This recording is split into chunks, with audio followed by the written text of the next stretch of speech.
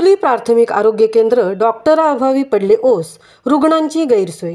ग्रामीण विभागातील रुग्णांसाठी कोपरोली प्राथमिक आरोग्य केंद्र हे एकमेव रुग्णालय आहे। मात्र या रुग्णालयात रात्रभर डॉक्टर थांबत नसल्याने रुग्णांची मोठ्या प्रमाणावर गैरसोय होत आहे। तरी उरणचे आजी आमदार महेश बालदी तसेच माजी आमदार मनोहर भोईर यांना सदर रुग्णालयाच्या समस्यांचे निराकरण करण्यासाठी पुढाकार घ्यावा अशी मागणी ग्रामीण भागातील जनता व्यक्त करत आहे। उरण परिसरातील गरीब गरजू रुग्णांच्या उपचारासाठी उरण शहरातील इंदिरा गांधी ग्रामीण रुग्णालय आणि कोपरोली प्राथमिक आरोग्य केंद्र अशी सध्या 2 उपचार केंद्र आहेत। 30 खाटांचे इंदिरा गांधी ग्रामीण रुग्णालयावर अवघ्या तालुक्याचा भार आहे। दररोज 250 बाह्य रुग्णांची वर्दळ असलेल्या ग्रामीण रुग्णालयावर इतर अनेक कामांचा वाढता ताण आहे। या उलट ग्रामीण भागात असलेले कोपरोली प्राथमिक आरोग्य केंद्र ग्रामीण विभागातील रुग्णांसाठी उपयुक्त ठरत आहे। त्यामुळे उरण परिसरातील विशेषतः ग्रामीण भागातील गरीब गरजू रुग्ण उपचारासाठी कोपरोली प्राथमिक आरोग्य केंद्राच्या आश्रयाला ये-जा करत आहेत।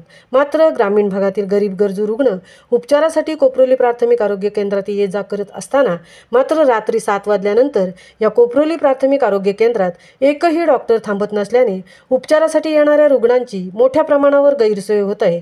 त्यामुळे रुग्णांच्या नातेवाईकांना आर्थिक भुर्दंड सहन करावा लागत आहे।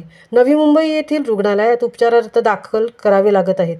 तरी गोरगरीब रुग्णांना कोपरोली प्राथमिक आरोग्य केंद्रात वैद्यकीय सेवा तात्काळ उपलब्ध व्हावी यासाठी उरणचे आजी आमदार महेश बालदी व माजी आमदार मनोहर भोईर यांनी जातीने लक्ष घालून सदर रुग्णालयात डॉक्टर परिचारिका यांची रिक्त पदे भरण्यासाठी पुढाकार घ्यावा अशी मागणी रुग्णांचे नातेवाईक मित्रमंडळी करत आहे।